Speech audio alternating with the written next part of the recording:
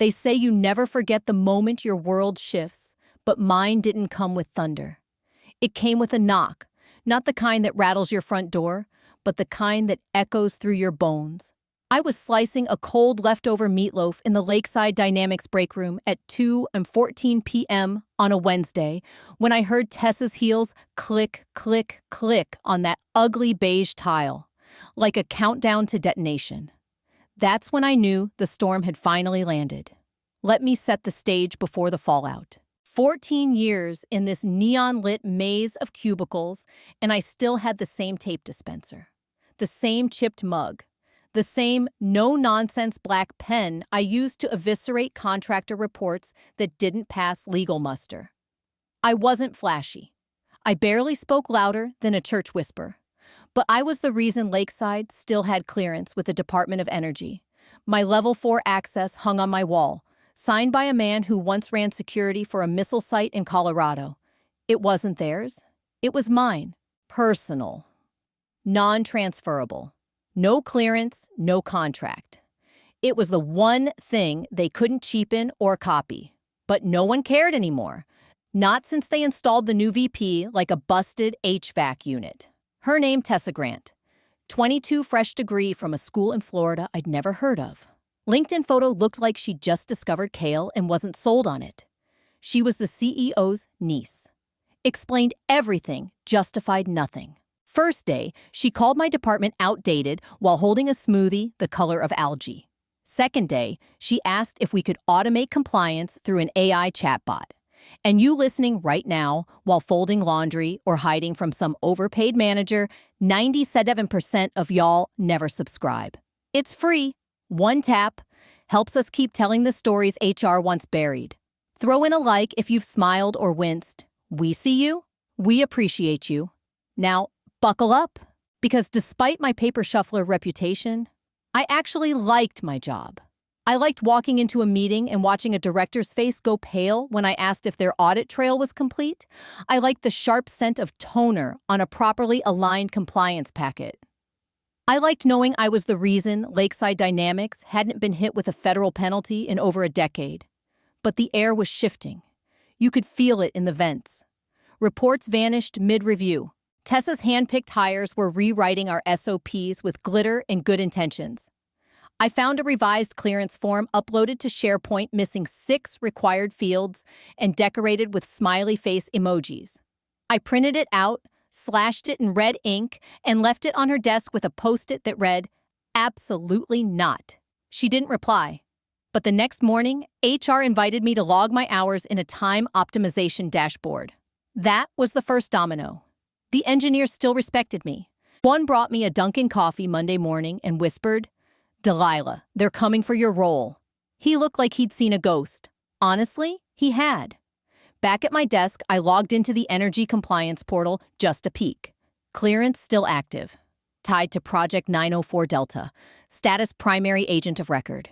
You'd think that would have made someone upstairs hesitate. But Tessa Grant didn't pause. Probably never even opened the file. She had that look like a kid who cheats at Uno and thinks it's strategy. No rules. Just vibes. I kept moving, filed 2 renewals, flagged a missing audit, handled a whistleblower claim that was mysteriously retracted. No noise, no drama. Just steady hands on a sinking ship. At night, I stared at my clearance certificate. The ink had started to fade. I should have printed a fresh copy, but there was something poetic about watching it dim. They thought I was just another fixture. They forgot I was the circuit. Tessa made her entrance in heels that cost more than my mortgage and a blazer so white I thought someone mistook her for a med school dropout on influencer duty. Half the room clapped. The other half quietly searched job listings beneath the conference table. Tessa took the mic beaming and pulled up her PowerPoint titled, "Efficiency is the New Growth." First slide, we spend too much in bold 72-point font. The second slide, a pie chart sliced into Salary's office snacks, and I swear, stuff I don't get yet. She spoke with that startup panel cadence, every sentence ending in a question. Like she was pitching to a podcast audience instead of addressing professionals who'd survived 2 recessions and a pandemic. So, why are we still using legacy systems? And, do we need so many layers in compliance? Then came the line that haunted the halls for weeks. Compliance is kind of a black hole for productivity, right?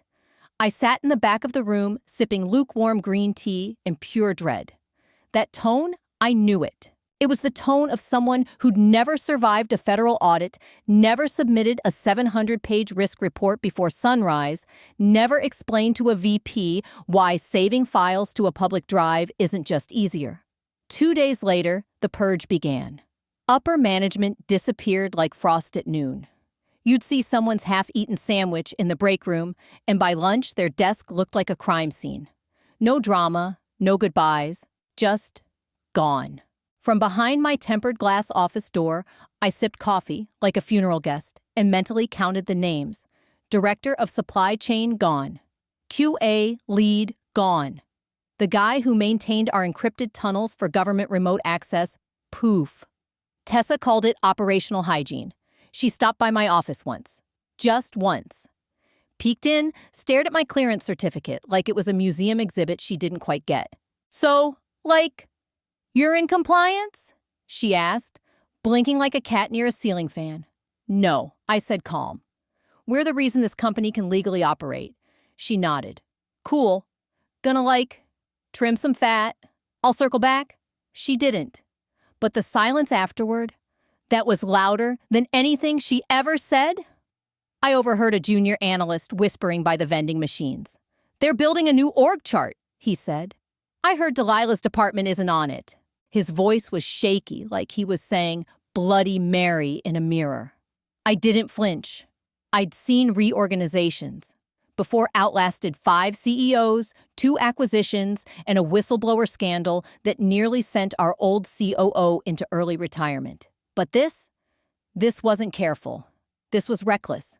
Not malicious, just clueless. And that's what made it dangerous. The engineers started avoiding eye contact like my clearance badge might burn them. Fewer emails landed in my inbox. My name vanished from weekly sync invites. Then one morning, my badge reader lagged 5 seconds before turning green. It's funny how quickly a fortress turns into a cage. One day, you're the firewall. The next, you're the legacy code they pretend not to need. But I didn't panic. Didn't march to HR. Didn't rally support or send desperate messages. I did what I always do. I took notes. I watched. I circled a date in red ink on my compliance calendar 73 days from now. That's when the federal clearance renewal audit would hit. They wouldn't make it that far. It happened on a Tuesday. Not a dramatic one, just gray skies and overcooked coffee.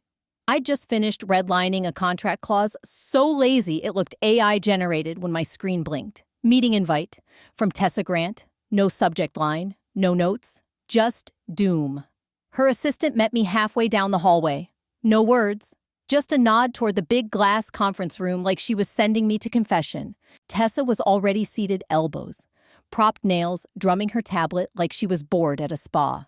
No greeting, no eye contact. She spun the screen around like a bad magic trick. Let's get to it, she chirped, sweet but sharp. We've reviewed redundancies. Your role no longer fits our strategic goals. No thank you, no warning. Just an erasure dressed up like a business plan. No thank you for your service. No mention of my 14 spotless years. Not even a phony line about new directions or strategic pivots. Just a recycled paper termination letter slid across the glass table like it was a coffee receipt. 2 weeks severance. Tessa added like she was offering me a promo code. I looked down. The letter was printed in Comic Sans. I didn't yell, didn't cry. Didn't go full Greg from logistics and launch a chair through the window like he did when they dumped him last spring. I just tightened my grip on the strap of my canvas tote bag like I was shopping for organic kale, not getting fired from the only place that ever respected my ability to spot a missing clause in a 500-page federal contract. Then I asked the only question that mattered. Who's listed on the cage file for energy compliance? Tessa blinked. Her lips twitched clearly, unsure if she should admit she didn't know what that meant. I don't have that in front of me right now, she mumbled, eyes darting to her tablet like it might bail her out. It didn't. CAGE stands for Commercial and Government Entity. It tells the Department of Energy who's authorized to manage federal contracts. I leaned in just enough. My name is still the only one on record for Project 904 Delta.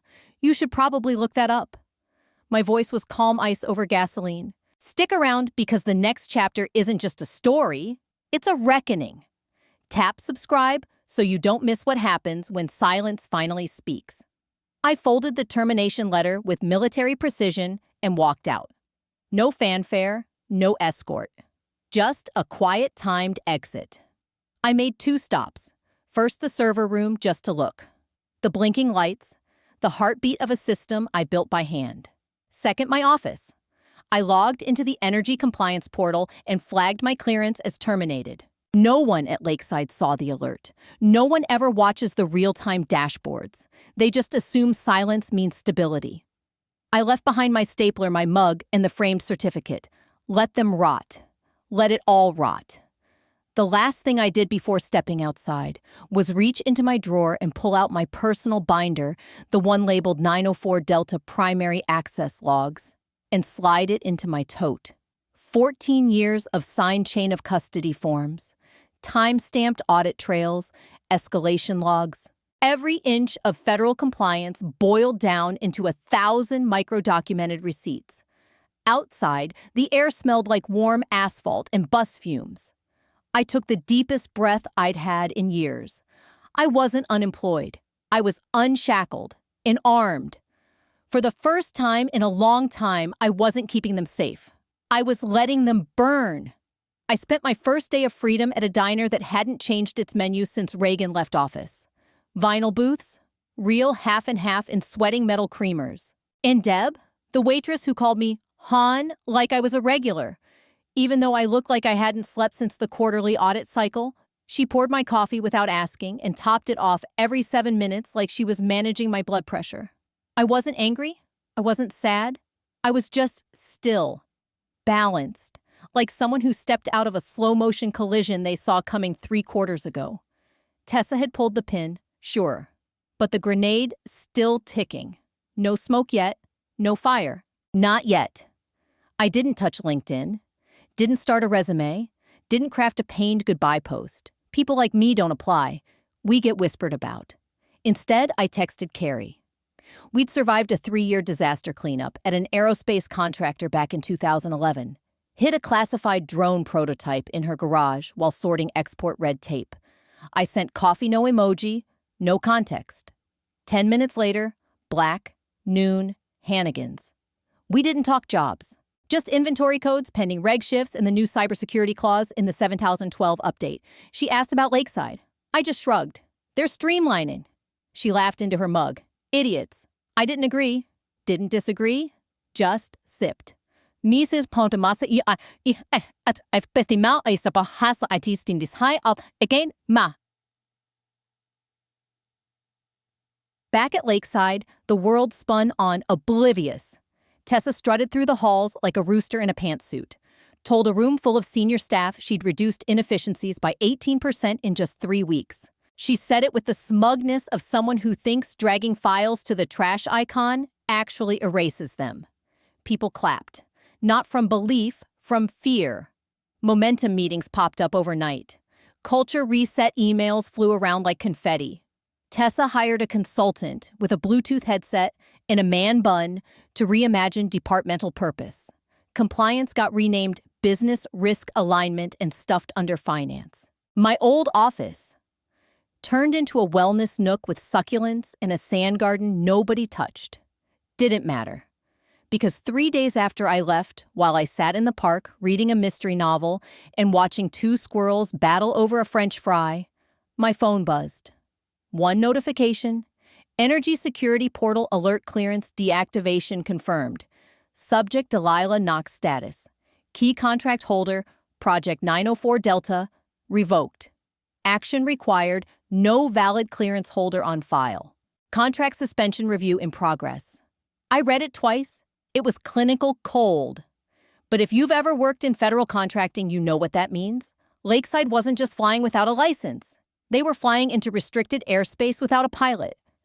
Somewhere in a secure DOE server, a red flag had just blinked to life beside their name. And no one inside Lakeside had the credentials or awareness to even see it. Tessa was probably doing celebratory squats on the office Peloton, still bragging about cutting bloat. She had no idea the countdown had already started. It wasn't weeks away. It was days, maybe hours. And me, I sat there on that sun-warmed bench, surrounded by lawnmower hums and squirrel standoffs, sipping coffee from a diner-to-go cup. Nothing to fix, no dashboard to monitor, no alerts to triage, just silence and the thrill of inevitability. It didn't start with an explosion. It started with a phone call, and the wrong person picking up the line. The man on the other end wasn't a vendor. He wasn't a contractor or a confused supplier. He was a federal compliance liaison from the Department of Energy, the kind of guy who doesn't call unless a system has already belched smoke and the red tape is starting to feel like a noose. According to my friend still marooned inside that cubicle circus, the call lasted 42 seconds. "Hi, this is Agent Carol with the DOE Compliance Division. I'm looking to confirm the active clearance holder for Project 904 Delta." "Oh, we let her go," Tessa reportedly said, laughing. I imagine she twirled a pen while saying it, leaning back in her ergonomic throne like she'd just approved another overpriced kombucha subscription. She didn't ask why they were asking, didn't offer a new name, just discarded my clearance like expired almond milk. Agent Carroll didn't reply. He didn't have to, because 5 hours later at exactly 2:17 p.m., the first doors locked. Not metaphorically. Physically. Badge access failed at Lakeside's R&D site in Nevada. Contractors froze in place. A dev team got stranded in the lobby. Security rechecked badges that had worked for years. The system flagged every user tied to 904 Delta for temporary denial. Phones rang. Emails stacked like Jenga towers. Slack went from dog memes to panic in under 60 seconds. Then the DOE portal changed. Cold as a morgue drawer. Project 904 Delta license. Suspended pending verification. Reason no valid clearance holder on file. Immediate operational halt triggered. It was like watching an avalanche reach the first chalet on the slope. Meanwhile, I was in my kitchen, steeping a bag of Earl Grey, watching a spider try to scale my sink. My phone pinged. DOE notification. Clearance flag confirmed. Organization Lakeside Dynamics. Status suspended. No valid clearance holder listed. Contact must be reestablished within 72 hours to avoid federal audit. I stared at it while the kettle clicked off. No adrenaline, no drama, just steam. I glanced at the clock and wrote it down in my notebook. Timestamps matter, especially when people start pretending they never saw it coming. I didn't smile. I didn't scowl. I just walked to the cabinet, picked my favorite mug, the one with the chipped rim, and poured the tea. Let the circus run out of popcorn. I'd seen this movie before, only this time I wasn't cast in it. I was the credits rolling behind the panic. I was the name they never bothered to learn until it was too late. And now I was just having tea. Let the tremors begin. At precisely 9:01 a.m. the next morning, Tessa Grant strolled into the Lakeside Dynamics executive wing, clutching a smoothie the color of radiator fluid and humming off-key about disruption culture. She made it halfway to her glass-walled corner office when two men in dark suits stepped into her path like federal bouncers. Tessa Grant, one of them asked. She blinked, then smiled. "Hi, yes. Can I help you?" He raised a tablet with a Department of Energy seal. "We need to speak with your compliance lead." "I am compliance," she replied, still smiling like it was career day. The taller agent gave her a long, unblinking stare. The kind that silently says, "Ma'am, stop talking," before we get to handcuffs. By 9:20 a.m., panic had hit the ventilation system. Badges still weren't working. Lakeside's Western subcontractor pulled its field crew. One of the manufacturing sites was told by a DOE contact that any further deliveries under Project 904 Delta would be considered a breach. Phones exploded. Clients revolted. Lockheed had already flagged Lakeside as non-compliant in an internal vendor alert. And the cherry on top, the project dashboard for 904 lit up solid red status suspended, pending clearance verification. Meanwhile, CEO Roland Grant, Tessa's uncle, stormed the corridors like a Clydesdale with a migraine. "Who the hell approved her termination?" he shouted at a stunned assistant. "Do you people realize what's happening? We've got $87 million in deliverables frozen." Someone whispered that HR had approved it. He growled, "I don't care if it had God's signature. Where's Delilah Knox?" And that's when they realized they didn't know. Not where I went, not what I took, not what I'd left behind. Worst of all, they didn't know what I knew. They erased me from the org chart, but I wrote the damn chart. The federal officers weren't subtle. They marched through Lakeside's glass hallways with clipboards and federal lanyards requesting documentation like they were shopping for blood types. When Tessa tried to explain that she was realigning risk ownership, one of them actually laughed. Out loud, sharp like a bark. Then he handed her a printed excerpt from Lakeside's active licensing agreement. Continuity of clearance. Any termination of key compliance personnel must be reported to the Department of Energy within 48 hours. Failure to demonstrate continuity within 72 triggers. Automatic contract suspension and mandatory review. It had been 75 hours. Time was up. From my end, I wasn't watching from some secret surveillance feed. No, I was watching the way chaos leaks when enough middle managers start panicking and hitting reply all. Screenshots, forwarded emails, frantic texts from ex-colleagues who used to pass me in the hallway like I was background noise now, begging for a 5-minute call. I ignored most of them, except one. Kev, the engineer who used to bring me coffee after my 2 a.m. compliance benders. His message? Delilah. They brought in federal compliance. Tessa's locked in a room with them. Roland is spiraling. What did you do? I stared at the screen, then typed me. I made tea, because I had.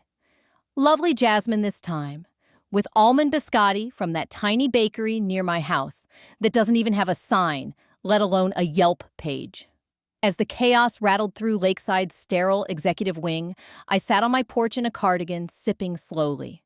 Legs tucked up. No vengeance needed. I had protocol. By Friday morning, Lakeside wasn't just leaking, it was hemorrhaging. Dashboards turned gray. Client portals stalled. Supplier calls went unanswered. Payroll flagged errors, no valid clearance holders tied to federal project accounts. And in the middle of it all, Roland Grant stood in the executive boardroom, white-knuckling a legal pad, repeating the same 5 words to everyone who dared enter. There's got to be a workaround. There wasn't. The clause was brutal, enforced by a system that doesn't care about feelings. Only time, and theirs just ran out.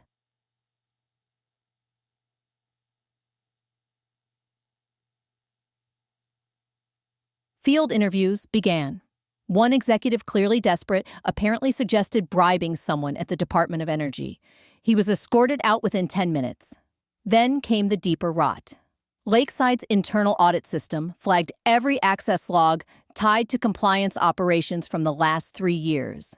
Everything I'd touched, every escalation, every timestamp, every contractor vetting, all of it had my signature, my ID, my trace. And no one could replicate it. No one dared. I'd been meticulous, ruthless even. I built the paper trail like a bunker, not a bridge. Every time someone tried to override one of my archived approvals, the system spit out an auto-rejection, citing active clearance authority. Like the ghost of my login was still guarding the gates. Meanwhile, Tessa was yanked from the restructuring task force like a loose filling. Quietly at first, missing from one agenda, then scrubbed from the org chart entirely. By noon, someone leaked the memo. Effective immediately, all restructuring decisions issued under VP Tessa Grant are suspended pending compliance resolution. It didn't take long for the vultures to catch the scent. By 24 p.m., Federal Contract Insider published the headline, Top U.S. Contractor frozen amid clearance breakdown. They didn't name me. They didn't have to. Sources confirmed the clearance belonged to a long-serving compliance officer terminated during a recent shakeup. That's when the wine basket arrived. No card, No note. Just a perfectly chilled Cabernet Sauvignon and 2 bars of dark chocolate. The coaster read, "Cheers to the quiet ones." I didn't have to wonder who sent it. There are only so many people in this city who know what it means when a woman in her 50s dismantles an entire compliance infrastructure without making a sound. I poured a glass, put on a Nina Simone record, and then my phone buzzed. A familiar number. "We've been watching. No pressure. Just no. We're ready when you are." I didn't answer. Not yet. Because power doesn't always need to swing. Sometimes it just needs to wait until they realize who still holds it. "Total autonomy," he said, sliding the term sheet across the table like it was a dessert menu. "But let's be honest, this isn't about you needing work. We're here because you wrote the playbook." I glanced at the offer. Read every line twice. It was generous. Overly so. No HR buzzwords, no empty promises, just numbers, authority, silence, respect. Damien Chen, VP of Strategic Growth at Altrix Dynamics, leaned back in his chair, fingers steepled. "You pick your team. You set the standards. You run compliance your way. You report to me only when necessary." I let the silence stretch long enough to see him shift. Then I asked just one question. "Can I bring my clearance file?" He smiled. "Already cleared with legal. It transfers the second you sign." I didn't smile back. Not because I wasn't pleased, but because this wasn't revenge. This was permanence. Lakeside had tried to erase me. Altrix was offering ink. By the time I stepped out of that glass tower, Lakeside Dynamics was coughing blood into a forensic audit. The board had brought in a third-party firm to untangle the spaghetti mess Tessa left behind. Every cut she made, flagged. Every free-form policy she introduced, suspended. Her consultant squad, a parade of yoga-certified brand strategists, had been escorted out still clutching their Lakeside water bottles like relics. One contractor triggered a federal lockout trying to access the export compliance dashboard. The system locked down for 48 hours. Entire folders disappeared. DOE liaisons returned this time with subpoenas. And Roland Grant. He didn't fight. He folded. First rumors, he skipped the board meeting. Then an all-hands where the CFO read from a script. Finally, the public statement, CEO Roland Grant will be taking extended medical leave to support family matters. We thank him for his service. They called it medical leave. Everyone knew it was exile. And Tessa gone. No posts, no calls, no trace. Her email bounced. Her condo went dark. The doorman said she left town. I didn't ask where. Didn't care. I had other things to focus on. A new office, a new title, an equity agreement sitting in my inbox just waiting for one click.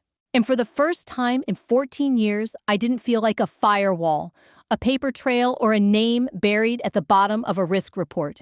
I felt like a cornerstone. Foundational. Untouchable. I stood at the window of my temporary office, still waiting on furniture, and watched the Lakeside Dynamics tower glint under the noon sun, one floor dark. Probably the compliance wing. Fitting.